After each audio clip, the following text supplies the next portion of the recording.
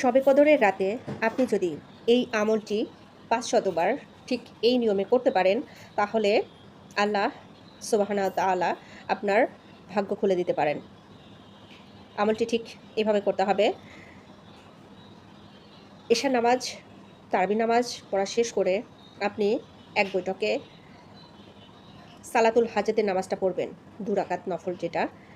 ২ রাকাত নফল সালাতুল হাজতের নামাজ পড়ার পরে আপনি ঠিক আমলটি এভাবে করবেন। ১০০ বার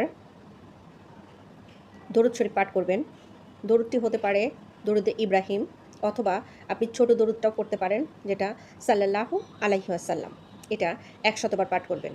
১০০ বার পাঠ করার পরে ওই একই বৈঠকে বসে আপনাকে ৪৯৯ বার পড়তে হবে লা হাওলা ওয়া লা কুওয়াতা ইল্লা বিল্লাহ। এটা পড়বেন ৪৯৯ বার। আর যে একবার বাকি থাকলো, ওই একবার আপনি পড়বেন হচ্ছে লা হাওলা ওয়া লা কুওয়াতা ইল্লা বিল্লাহিল আলিয়্যিল আযীম। এটা বলে ৫০০ বার হয়ে গেল।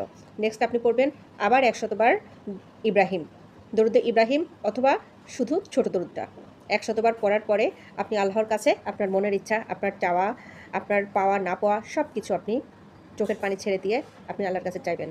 দেখবেন আল্লাহ ইনশাআল্লাহ আপনার দোয়া কবুল করবেন। ভিডিওটি যদি ভালো লেগে থাকে তাহলে শেয়ার দিয়ে পাশে থাকবেন, অন্যকে জানার সুযোগ করে দিবেন। ধন্যবাদ সবাইকে।